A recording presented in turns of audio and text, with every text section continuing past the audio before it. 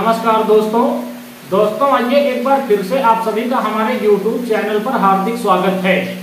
दोस्तों, इस समय उत्तर प्रदेश की राजनीति में उफान है। आप सभी लोग जानते हैं कि बहुजन समाज पार्टी उत्तर प्रदेश के अंदर अपना खोया हुआ जनाधार वापस हासिल कर रही है। अभी बहुजन समाज पार्टी का जो मतदाता लोकसभा चुनाव के दौरान इंडिया गठबंधन के साथ गया था, अब वो फिर से बसपा में वापस आने का मन बना चुका है। और जिस तरीके से बहुजन समाज पार्टी में पिछड़े और सवर्ण समाज के नेताओं की वापसी हो रही है, इससे यूपी के अंदर भारतीय जनता पार्टी की नींदें पूरी तरीके से गुम हो चुकी हैं। आपको बताता चलूं, अब सपा और कांग्रेस के समर्थक पत्रकार अपने अपने न्यूज चैनलों पर ऐसी खबरें चलाने लगे हैं कि बहुजन समाज पार्टी में अंदर ही अंदर एक बड़ी हलचल हो रही है। दोस्तों, बहुजन समाज पार्टी के प्रति लोगों की बदली हुई सोच इस बात को स्पष्ट कर रही है कि बहुजन समाज पार्टी 2027 के यूपी विधानसभा चुनाव में एक बड़ा खेल करने वाली है। दोस्तों, बहुजन समाज पार्टी पर अभी तक भारतीय जनता पार्टी के लोग कोई हमला नहीं बोलते थे।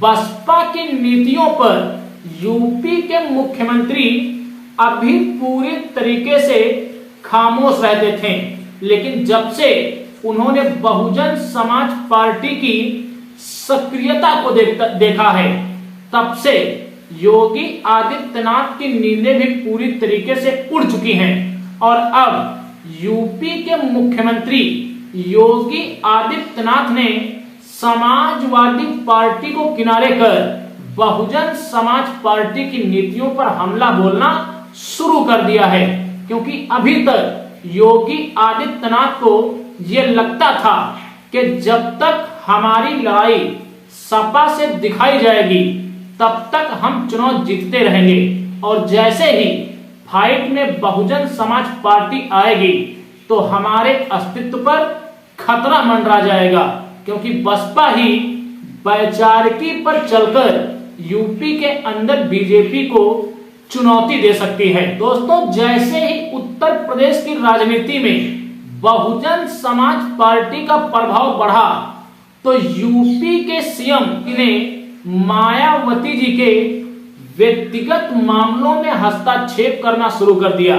आपको बताता चलूं, जब उत्तर प्रदेश में बहुजन समाज पार्टी की सरकार थी तो बहुजन समाज पार्टी की मुखिया बहन मायावती जी ने अंबेडकर नगर, जालौन, कन्नौज और सहारनपुर के मेडिकल कॉलेजों में अधिनियम 2006 के तहत एससी, एसटी और ओबीसी समाज के छात्रों को आरक्षण के अतिरिक्त एक राहत दी थी।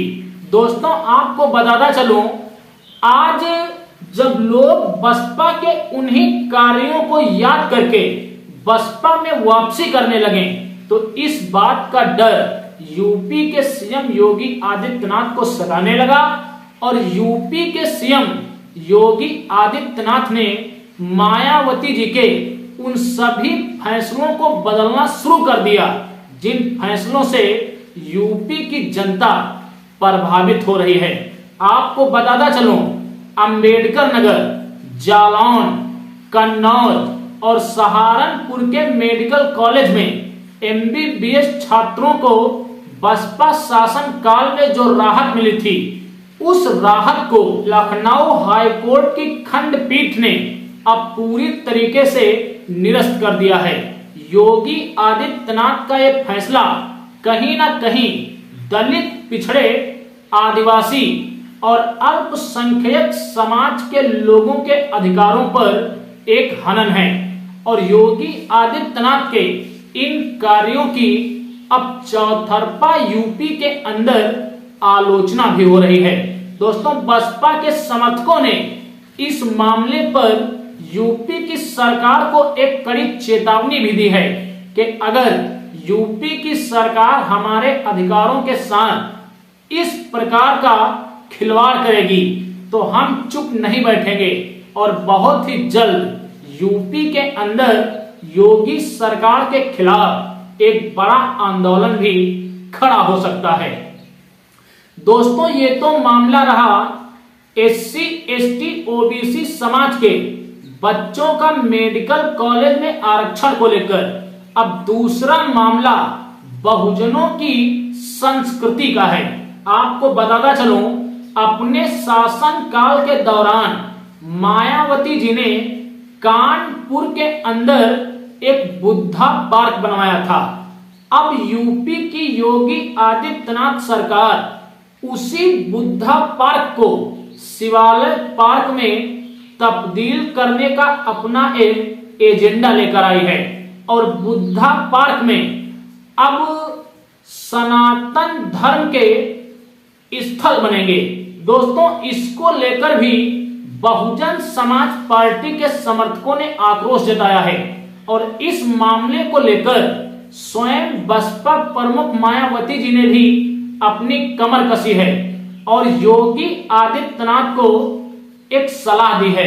उन्होंने अपने एक्स अकाउंट पर आकर एक ट्वीट किया है और उस ट्वीट में उन्होंने लिखा है कि भारत एक धर्मनिरपेक्ष राष्ट्र है।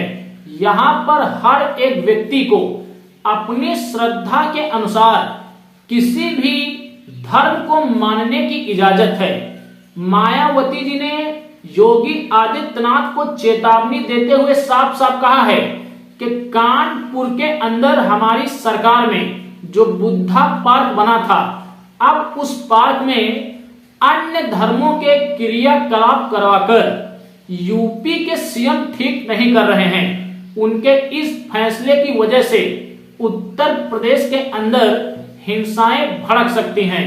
अच्छा यही होगा कि यूपी के सीएम इस फैसले को वापस ले लें तो ज्यादा ठीक होगा। तो बसपा प्रमुख मायावती जी ने जिस लहजे में यूपी के सीएम को ये नसीहत दी है कि आपको ये फैसला वापस लेना चाहिए और जिस तरीके से अब सपा को दरकिनार कर योगी आदित्यनाथ बहुजन समाज पार्टी की मुखिया बहन मायावती और उनकी नीतियों को टारगेट कर रहे हैं, इससे एक बात स्पष्ट है कि योगी आदित्यनाथ को अब ये डर सता चुका है कि लोग सपा के बजाय अब बसपा में अपनी आस्था कायम कर रहे हैं और अगर बसपा मजबूत हुई तो यूपी के अंदर भाजपा को बचाने वाला कोई भी नहीं होगा।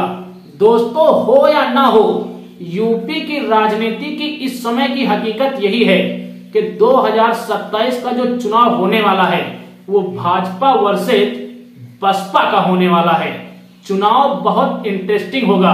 बाकी योगी आदित्यनाथ जी ने बसपा के कार्यों पर जो ये हस्तक्षेप किया है, इस पर आप सभी लोग क्या कहना चाहेंगे?